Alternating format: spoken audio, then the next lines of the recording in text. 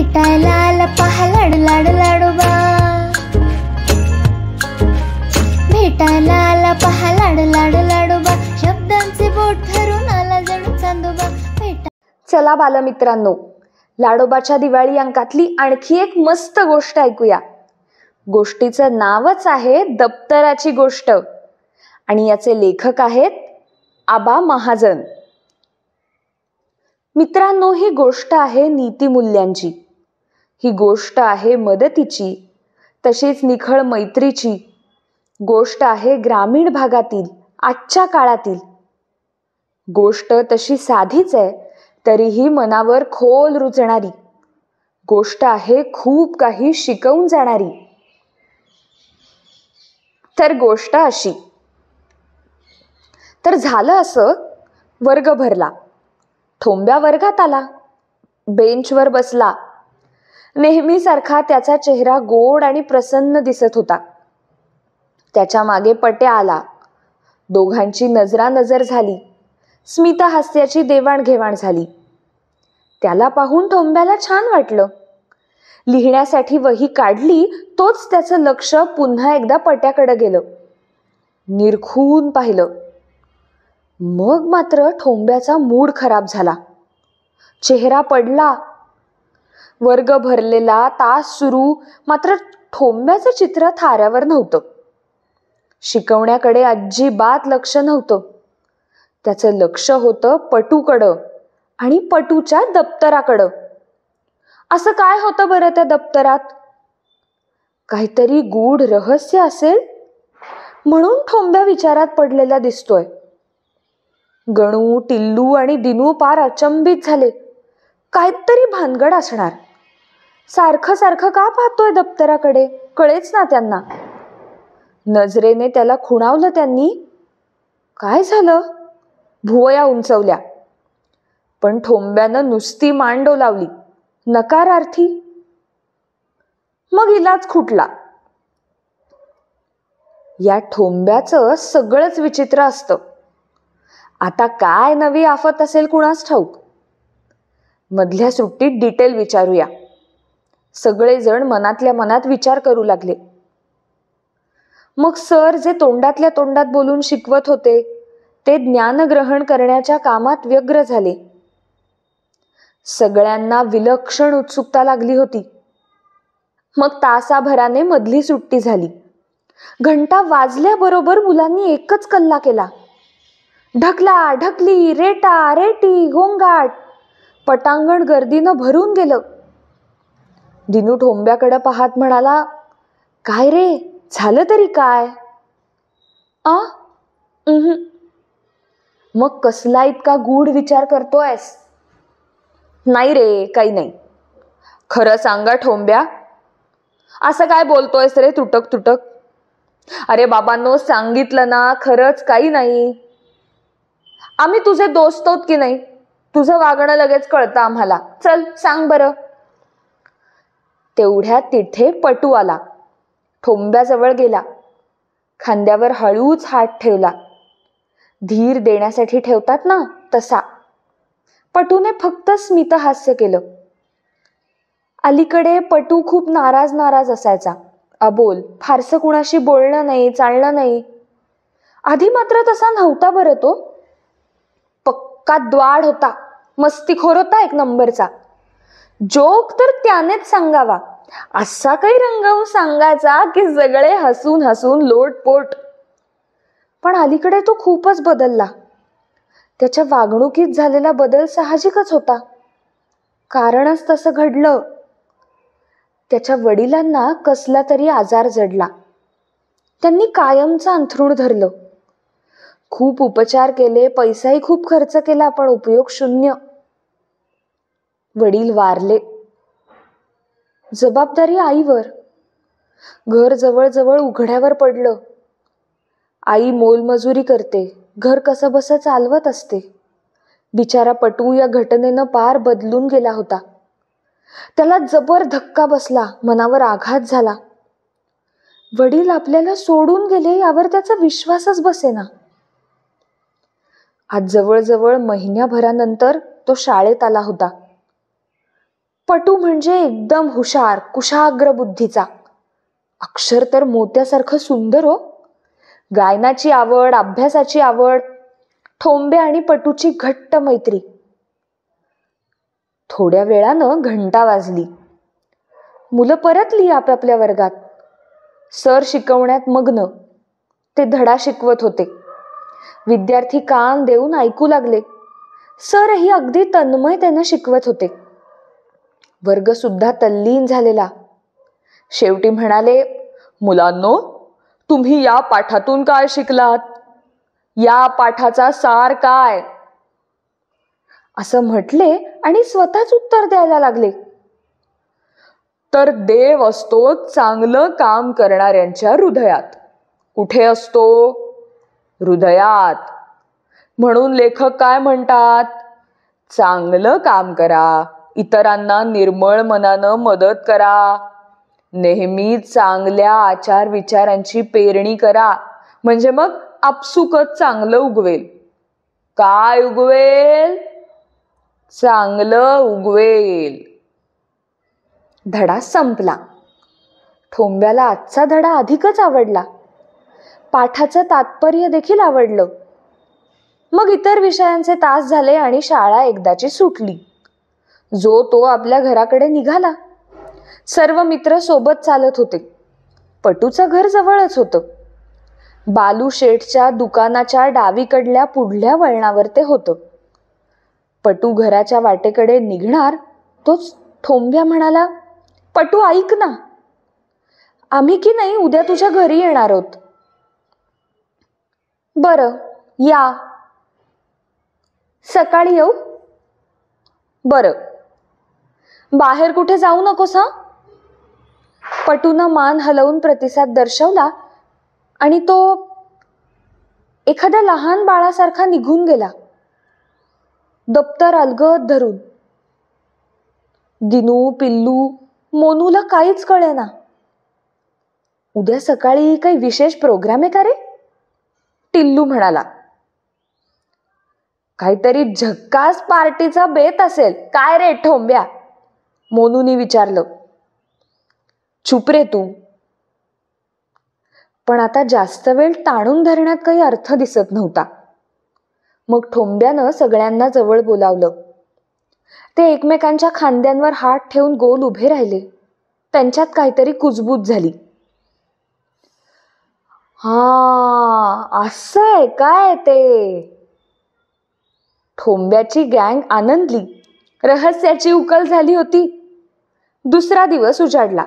म्हणजे रविवार, सुट्टीचा दिवस. पटू मांडीवर पुस्तक घेऊन वाचत बसलेला. आई गेली असावी शेतात. ठोंब्याची गँग पटूच्या घरी दाखल झाली. सगळ्यांचे चेहरे फुललेले. असं काय बरं काम असेल सगळ्यांचं? पटूच्या डोक्यात चक्र भराभरा फिरत होती. आणि ठोंब्यानं सोबत हे दप्तर का म्हणून आणलं असेल? होमवर्क करायला आले असतील का सगळे? पटू स्वतःलाच प्रश्न विचारू लागला. ठोंब्या पुढे झाला. पटूच्या समोर मांडी मारून बसला. पटूचा हात हातात घेऊन म्हणाला, दोस्ता, तुला वाढदिवसाच्या खूप खूप शुभेच्छा. Happy birthday. वाढदिवसाची तारीख ठोंब्यानं बरोबर लक्षात ठेवलेली. हे सगळं पाहून पटू चाट पडला होता. दिनू, मोनू, पिल्लू यांनी देखील हॅपी बर्थडे विश केलं. हे घे, तुला माझ्याकडून गिफ्ट. दप्तर पुढे करत ठोंब्या म्हणाला. दप्तर खूप महागडं दिसत होतं बरं का. पटूला कसं तरीच झालं. त्याने ती दप्तराची भेट स्वीकारण्यास आढेवेढे घेतले. नकार दिला. नकोय मला. अरे पटू, असं काय करतोस? अरे खरंच नकोय, आहे की माझ्याकडं. वाढदिवसाच्या गिफ्टला नाही म्हणू नये. घे रे घे, फार विचार करू नकोस. सगळेच त्याला आग्रह करू लागले, विनवू लागले. मग पटूचा नाईलाजच झाला. ठोंब्यानं त्याला काही वह्या आणि कंपास पेटी भेट दिली. या सगळ्या वस्तू जाणीवपूर्वक भेट दिल्या होत्या. ठोंब्याचा हा असला चांगुलपणा पाहून त्याचे मित्र सुद्धा थक्क झाले. तो असं काही भेट देईल असं त्यांच्या गावी सुद्धा नव्हतं. ठोंब्या खरोखरच परोपकारी आहे हे पुन्हा एकदा सिद्ध झालं होतं. आता कुठे गणूला टिल्लूला कळलं की ठोंब्या काल शाळेत इतका उदास का होता. कारण पटूचं दप्तर खूप जुनं फाटकं झालं होतं हे त्याला दिसलं होतं. त्या दप्तरात तर शाळेतून मोफत मिळालेली पुस्तकं होती आणि वही तर एकच होती. त्याच्याकडे आणखीन वह्या विकत घेण्यासाठी पैसे नसतील. दप्तर पाठीवर लटकवताना पटू ओशाळल्यासारखा दिसला असेल ठोंब्याला, म्हणून तर त्यानं ही सगळी योजना केली. मग दिनू, मोनू, गणू यांनी पेन, फूल, चॉकलेट, चित्रकलेची वही या सगळ्या वस्तू भेट दिल्या. पटूला खूप भरून आलं. असा सेलिब्रेट झाला त्याचा वाढदिवस, अगदी आगळा वेगळा. ठोंब्या घरी आला. आता काय, आईला सगळं सांगणं भागच होतं. घरात आल्या आल्या तो आईजवळ गेला. मनाचा प्रचंड हिया करून त्यानं भराभरा सगळं सांगून टाकलं. अगदी पहिल्यापासून शेवटपर्यंत. आई ऐकून अवाक झाली. खरं म्हणजे तिला ठोंब्याचं असं वागणं आतून खूप आवडलं होतं. पण हे घरी आल्यावर काय म्हणतील हे म्हणजे ठोंब्याचे बाबा, याची चिंता तिला वाटू लागली. त्यांना ठोंब्याचं असं वागणं आवडेल? ते रागावतील का? काहीच अंदाज करता येत नव्हता. अगं आई, बोल ना काहीतरी. काय बोलू? पण आई, मी तर तुला आधीच विचारलं होतं ना की मित्राला वाढदिवसाला भेटवस्तू देऊ का, तेव्हा तर तू हो म्हणाली होतीस, म्हणून तर मी. अरे बाबा, पण वाढदिवसाला गिफ्ट द्यायचं तर एखादं चॉकलेट द्यावं, पुस्तक द्यावं, फूल द्यावं, हवं तर एखादं छान पेन द्यावं. डायरेक्ट स्वतःचं नवं दप्तर असं कोणी करतं का? आणि दिलं तर दिलं, अजून वह्या आणि कंपास पेटी सुद्धा घेऊन आलास. मग आता तुझ्याजवळ काय बरं उरलं? आई, असं काय करतेस? माझ्याकडे आहे ना जुनी कंपास पेटी, मी ती वापरेन. आणि वह्या आहेत ग अजून. दप्तर सुद्धा पडलंय ते गेल्या वर्षीच. मी वापरेन ते. नवं नाही मागणार तुझ्याकडे, खरंच. कोणतीच वस्तू मागणार नाही. आईने त्याला जवळ घेतलं. पाठीवरून मायेनं हात फिरवला. शाब्बास. रात्री बाबा घरी येतील ना, त्यांना सविस्तर सांग, बघूया मग. आता मात्र ठोंब्या थोडा टरकला. कारण बाबांना कसं सांगायचं? मोठा प्रश्न होता. पोटात भला मोठा खड्डाच पडला जणू. दिवसभराभरा सरत नव्हता. तिथल्या तिथं जणू तो थांबून राहिला होता. घड्याळाचे काटे भरभर फिरावेत असं वाटू लागलं होतं आता ठोंब्याला. बाबा घरी आल्यावर त्यांना काय सांगावं, कशी सुरुवात करावी, नेमकं काय बोलावं, हे सगळे विचार त्याच्या मनात घोळू लागले. सूर्य मावळला. अंधार आपले हातपाय पसरू लागला. बाबा घरी आले. आल्याबरोबर ते ग्लासभर पाणी प्याले. हातपाय धुतले, फ्रेश झाले. ठोंब्याच्या चिंताग्रस्त चेहऱ्याकडे पाहून त्यांनी विचारलं, काय रे, काय झालं? तुझा चेहरा असा उदास का दिसतोय? नाही, विशेष काही नाही बाबा. मग? खरंच काही नाही. कोणी बोललं का तुला? आई रागावली का? नाही. काहीतरी नक्की घडलंय, सांगतोस का? कुठे काय काहीच नाही. बरं, तर मग कसं बोलावं, काय बोलावं त्याला कळेच ना. आई त्याच्याकडे पाहून नजरेनेच सांग ना, सांग अरे, अशा खुणा करत होती. तरी ठोंब्या बोलेच ना. मग शेवटी आईनेच विषयाला हात घातला. अहो, आज की नाही आपल्या ठोंब्यानं त्याचं नवं दप्तर, कंपास पेटी आणि वह्या त्याच्या मित्राला देऊन टाकल्या. काय देऊन टाकल्या? हो. कुणाला? पटूला हो. तो नाही का पटू त्याचा मित्र? ते ठीक आहे, पण का? त्याचा बर्थडे होता आज म्हणून गिफ्ट दिलं. बाबा, गरज होती हो. त्याचं दप्तर खूप फाटलं होतं आणि त्याचे वडील सुद्धा देवाघरी गेलेत ना. आई मजुरी करते त्याची, घर खर्च कसा तरी भागवते. दप्तर आणि वह्या घ्यायला पैसे नाही आहेत ना त्यांच्याकडे, म्हणून दिलं. थोडंसं धाडस करून ठोंब्या स्पष्टीकरण देत म्हणाला. थोडा वेळ शांतता पसरली. सगळा प्रकार बाबांना समजला. मग त्यांनी स्मितहास्य केलं. वा वा ठोंब्या, ग्रेटच काम केलंस बरं. तू जे केलंस ते योग्य केलंस. असं करण्यासाठी बाळा हृदय खूप विशाल असावं लागतं, मन कनवाळू असावं लागतं, त्यागाची आणि परोपकाराची भावना मनात असावी लागते. स्वतःचं नवं दप्तर, वह्या, कंपास पेटी पटूला तू दिलंस याबद्दल मला अजिबात दुःख झालेलं नाही.